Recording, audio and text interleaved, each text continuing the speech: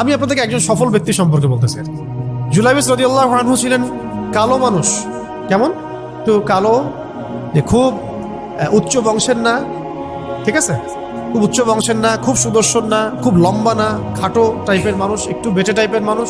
টাকা পয়সা একদমই নাই, একদমই টাকা পয়সা নাই, বংশমর্যাদা এইসব দিক থেকে তাকে আন্ডার স্টিমেট করা হয় আর কি। এমনকি ফিজিক্যাল স্ট্রাকচারও তারা আমাদের অনেকের মধ্যে সুদর্শন। তার অবস্থা কেমন? নবী সাল্লাল্লাহু আলাইহি ওয়াসাল্লামের সাহাবীরা অন্য হাদিস থেকে বলেছেন যে নবী সাল্লাল্লাহু আলাইহি ওয়াসাল্লাম মসজিদে যেতেন, মদিনায় মসজিদ নববীতে যেতেন, রাস্তার পাশে তিনি পড়ে থাকতেন।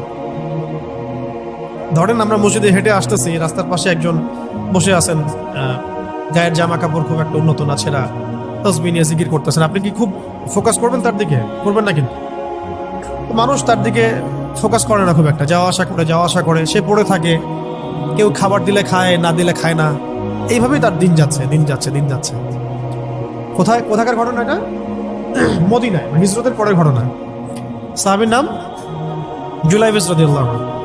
খুব উচ্চ বংশের না, অর্থবিত্ত নাই। বারবার বলছি, আমি রিপিট করতেছি কেন? বিকজ এটা আপনাদের সাথে অনেক অনেক মানে সাইকোলজিক্যালি মিলবে বিষয়টা অনেকের সাথে, এবং এটা আমাদের খুব ভালো করে জানাও দরকার আছে। একদিন নবী সাল্লাল্লাহু আলাইহি ওয়াসাল্লাম তাকে বললেন যাওয়ার সময়, হে জুলাইবিস, তুমি কি বিয়ে করবা? প্রশ্নটা কি?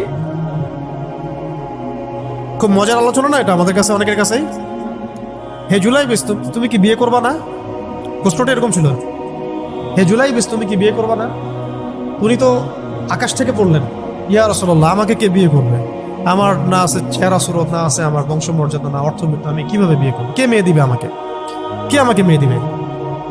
তো ওদিন নবী সাল্লাল্লাহু আলাইহি ওয়াসাল্লাম চলে গেলেন, কিছু বললেন না। পরের দিন আবার বললেন, ইয়া জুলাইবিস, আলা তাতাযাওয়াজ, তুমি কি বিয়ে করবা না? একই উত্তর, ইয়া রাসূলুল্লাহ, আপনি গতকালকে এক কথা বললেন, আবার বলতেছেন বিয়ে করবেন, আমাকে কে বিয়ে করবে? তৃতীয় দিন নবী সাল্লাল্লাহু আলাইহি ওয়াসাল্লাম আবার বললেন, আলা তাতাযাওয়াজ ইয়া জুলাইবিস, তুমি কি বিয়ে করবে না হে জুলাইবিস? তিনি এবার বলছেন, আপনি কি আমার সাথে রসিকতা করতেছেন? আমাকে কে বিয়ে করবে? তো নবী সাল্লাল্লাহু আলাইহি ওয়াসাল্লাম বললেন যে অমুক আনসারী সাহাবীর বাসায় যাও। অমুক আনসারী সাহাবীর বাসায়, আনসারী সাহাবী কারা? যারা মুহাজির সাহাবীদেরকে আশ্রয় দিয়েছেন। অমুক আনসারী সাহাবীর বাসায় যাও, সেখানে একজন বিবাহযোগ্য নারী আছে, মেয়ে আছে, তাকে গিয়ে বলো যে আমি রাসূল সাল্লাল্লাহু আলাইহি ওয়াসাল্লামের পক্ষ থেকে আমার বিয়ের প্রস্তাব নিয়ে আসছি।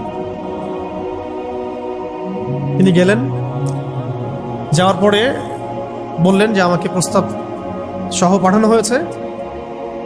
মেয়ের বাবা আর মায়ের রিয়াকশন ছিল অনেকটা সাধারণত যা হয় তেমন আর কি। তুমি বিয়ের প্রস্তাব নিয়ে আসছো, তুমি কি খাওয়াবা মেয়েকে?